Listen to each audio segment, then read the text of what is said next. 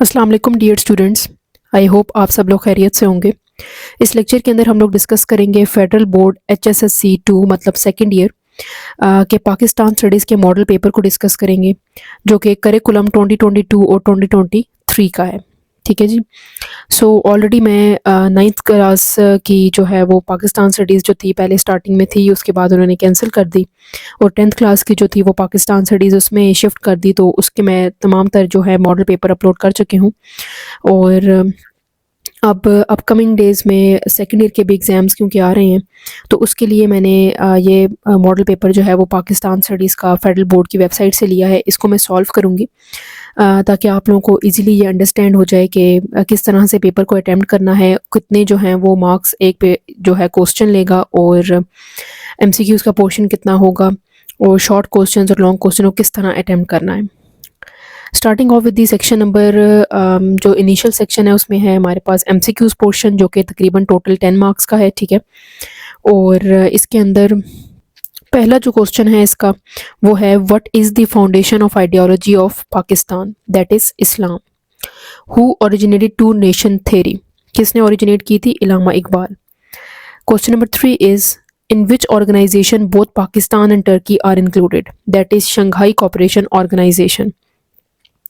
Number 4 is, who was the first Pakistani Prime Minister visited USA, तो वो थे Liaquat Ali Khan. Question number 5 is, which project has further increased geostrategic importance of Pakistan, that is CPEC.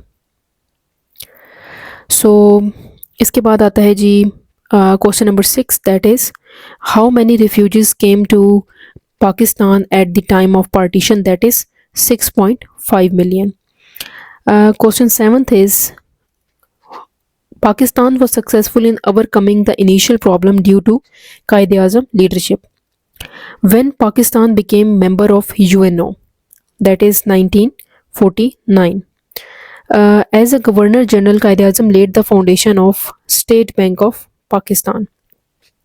Last but not the least is, why minerals resources are important for Pakistan to grow economy. ठीक है। सो ये आपके काफ़ी solid marks होते हैं। आपने बहुत अच्छे से अपने तमाम तर जो हैं यूनिट्स को प्रिपेयर करना है, क्योंकि ये उसी के अंदर से ही पूछे जाते हैं। और ये 10 मार्क्स काफ़ी सॉलिड इसलिए होते हैं क्योंकि अगर आपका एक मार्क लूज़ होगा तो फ़ौरन से आप जो होगा एक मार्क आपका पूरे ओवरऑल पेपर में से लूज़ हो जाएगा। तो अगर आपके ये 10 मार्क्स आपके हैंड में हैं, ईज़िली आप इसको जो है वो कर सकते हैं, कॉप अप कर सकते हैं कि आप 10 नंबर यहाँ से कंप्लीट ले सकते हैं। अगर एक आध नंबर लूज़ भी हो जाए तो आप मैनेज इसको कर सकते हैं। ठीक है। सो इसके बाद है जी सेक्शन नंबर B। इसके अंदर 24 मार्क्स के बेसिकली 8 सवाल पूछे जाते हैं, जिसके अंदर हर एक सवाल में ऑप्शन होती है। टोटल मार्क्स इसके हैं 50। ठीक है, जिसमें से 40 मार्क्स जो हैं वो सेक्शन B और C के होते हैं। 2.25 घंटे आपको दिए जाते हैं कि ये एग्ज़ाम आपने जो सब्जेक्टिव पोर्शन है वो सॉल्व करना होता है। ठीक है। सो सबसे पहला क्वेश्चन है कि इन list any 3 points of devolution plan to introduce by General Pervez Musharraf, या फिर आपने सॉल्व करना है, what are the 3 major challenges faced by tourism industry in Pakistan. ठीक है। इस तरह से बहुत सारे सवाल यहाँ पर पूछे गए हैं। टोटल 8 क्वेश्चंस हैं। उसके बाद सेक्शन नंबर C है, जिसके अंदर लॉन्ग क्वेश्चन है और एक क्वेश्चन के 8 नंबर हैं। ठीक है। और इसमें से आपने 2 सवाल सॉल्व करने होते हैं, जिसमें है, analyse the role of individual in bringing the national cohesion and integration despite certain limitation, write any 4 points. ठीक है। या फिर how recent advancement in the telecommunication sector can be helpful to enhance educational opportunities, mention any 4। ठीक है। या इन दोनों में से कोई एक करना है। ठीक है। उसके बाद 4 में भी इसी तरह ही है। सो मैंने बेसिकली इन सारे क्वेश्चंस को सॉल्व किया है ताकि आप लोग इसमें से हेल्प ले सकें। ठीक है। सो आप मेरी जो ड्राफ्ट है उसको भी फॉलो कर सकते हैं। ठीक है। और अपने क्वेश्चन को अपने तरीके से भी सॉल्व कर सकते हैं, लेकिन what matters is the concept. ठीक है। कॉन्सेप्ट बिल्कुल ठीक होना चाहिए, टेंसेस की कोई मिस्टेक नहीं होनी चाहिए, और जितनी लेंथ चाहिए उतना ही लिखना है। ठीक है। सो मैं आपसे अपना ड्राफ्ट शेयर कर लेती हूँ। सो इस तरह से मैंने सॉल्व किया है अपने पेपर को। सेक्शन नंबर C, पहला क्वेश्चन है कि आपने 3 पॉइंट्स को मेंशन करने हैं डेवोल्यूशन प्लान के, जो जनरल परवेज़ मुशर्रफ ने दिए थे।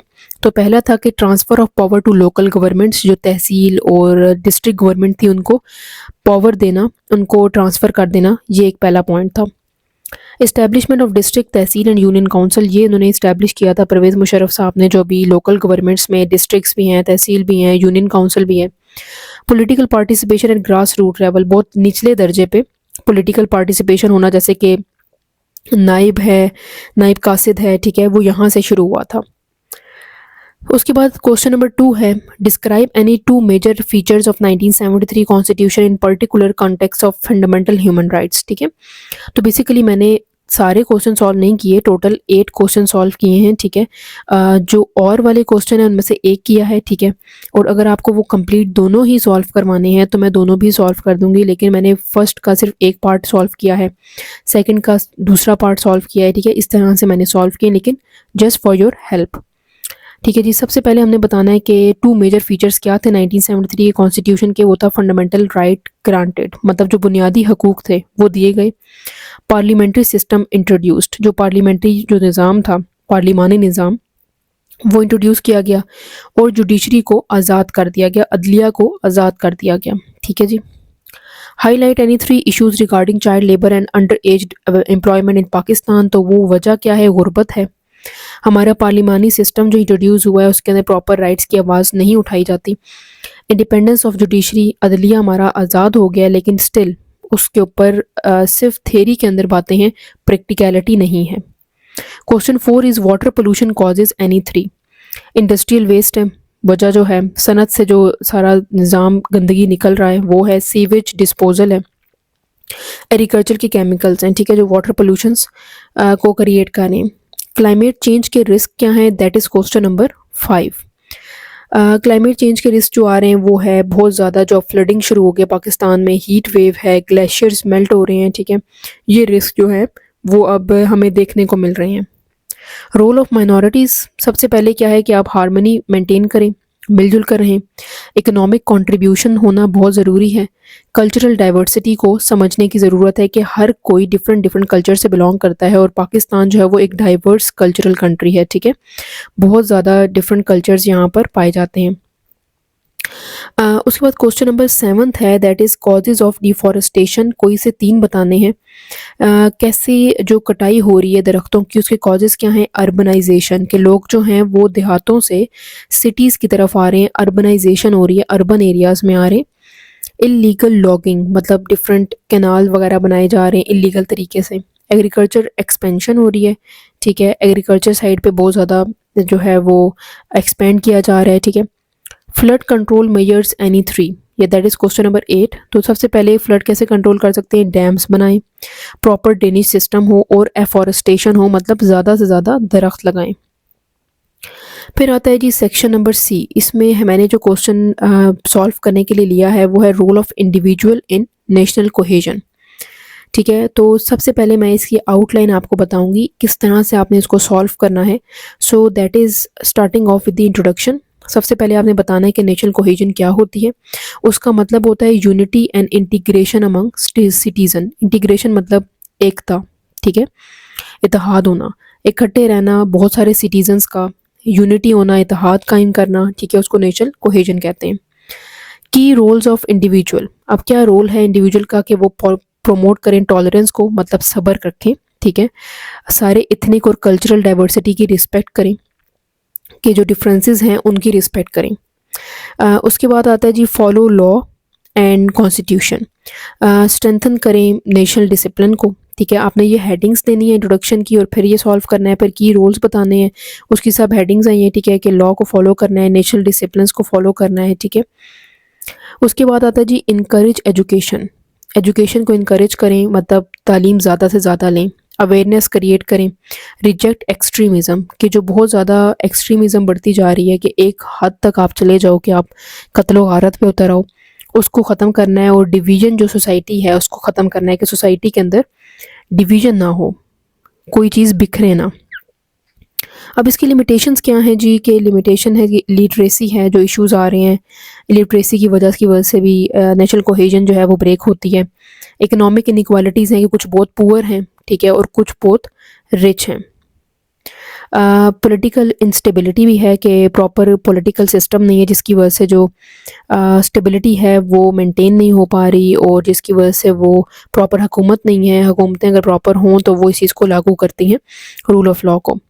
कंक्लूजन में आपने लिखना है कि individuals are building block of United Nation. Individual जो होते हैं वही बिल्डिंग ब्लॉक होते हैं एक किसी भी कौम के, ठीक है। तो वही इंडिविजुअल सोसाइटी बनाते हैं, और अगर सोसाइटी में ही फूट डली हुई हो तो वो मैनेज नहीं हो पाता।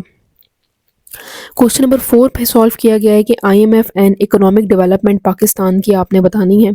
सबसे पहले आपने इंट्रोड्यूस कराना है कि IMF provide financial assistance to developing country. Pakistan is a developing country, ठीक है, तो पाकिस्तान को भी उन्होंने फाइनेंशियल असिस्टेंस दी है। रोल क्या था IMF का कि वो बहुत सारे लोन देती है, फाइनेंशियल सपोर्ट करती है इकोनॉमी को बेहतर करने के लिए पाकिस्तान की, और बाकी तमाम तर कंट्रीज़ की भी जो डेवलपिंग है। पॉलिसी रिफॉर्म्स, स्ट्रक्चरल एडजस्टमेंट देती है, मतलब फॉर एग्जांपल जिस हम लोग कहते हैं SDGs हैं, MDGs हैं, जो इस तरह से वो कुछ साइन करती है मेमोरेंडम्स को, ठीक है। Balance of payment support control करती है, डेफिसिट खसारे को कंट्रोल करता है। इकोनॉमिक डिसिप्लिन क्रिएट करता है कि भैया आपकी जो फिजिकल रिस्पॉन्सिबिलिटीज़ हैं उसको फुलफ़िल करता है। अब पाकिस्तान के ऊपर इससे क्या इम्पेक्ट है, पॉजिटिव भी हैं कि हमारी इकोनॉमी स्टेबल हो जाती है, फॉरेन रिजर्व्स जो होते हैं वो इंक्रीज़ हो जाते हैं। नेगेटिव क्या है कि हमारे पास इन्फ्लेशन, जो हमारे पास महंगाई है वो ज़्यादा हो जाती है, क्योंकि सब्सिडीज़ को रिमूव कर दिया जाता है, टैक्सेस का बर्डन डाल दिया जाता है आवाम के ऊपर, ठीक है। अब चैलेंजेस क्या हमें फेस करने पड़ रहे हैं कि हमारे ऊपर क्या पड़ गया जी, कर्जा और पब्लिक की डिससेटिस्फेक्शन। हमारी जो लोग हैं वो हम इसके खिलाफ हो जाते हैं, ठीक है जी, के हमारे ऊपर इतना ज़्यादा कर्जा चढ़ गया। अगर आप इसको कंक्लूड करेंगे तो इस तरह से कहेंगे कि IMF helps but requires careful policy management. IMF ज़रूर हेल्प करे, लेकिन क्या ज़रूरत की चीज़ इधर है कि वो प्रॉपर मैनेज करे केयरफुल पॉलिसी मैनेजमेंट को, ठीक है, कि मैनेजमेंट हो, प्रॉपर पॉलिसी की मैनेजमेंट हो कि एक हद तक आपने लोन लेना है और उससे अपनी जो नेशन है उसको बेहतर करना है, उसकी कारकर्दगी को बेहतर करना है, डिफरेंट इंस्टीट्यूशंस के ऊपर लगाना है, और कोशिश करनी है कि वो जो डेप्ट है वो उसको कंट्रोल करें, ठीक है, और सब्सिडीज़ वगैरह आवाम को दी जाएँ, ठीक है, और आवाम में डिससेटिस्फेक्शन को कम किया जाए, ठीक है। इस तरह से आपने इस क्वेश्चन को सॉल्व करना है। ये था HSSC सेकेंड ईयर का बेसिकली पाकिस्तान स्टडीज़ का 2025 का पेपर, मॉडल पेपर, ठीक है, जिस तरह से इसके अंदर फेडरल बोर्ड ने अपनी वेबसाइट पे अपलोड किए हुए हैं। तो अगर आपको इसको मज़ीद भी सॉल्व करवाना है तो मैं सॉल्व कर दूँगी, और 2 से 3 और भी इसके मॉडल पेपर हैं। अगर आपको ये लेक्चर अच्छा लगा हो तो मैं 2 से 3 जो रिमेनिंग मॉडल पेपर हैं वो भी सॉल्व कर दूँगी। And wish you a very good luck for your exam, and thank you so much for watching.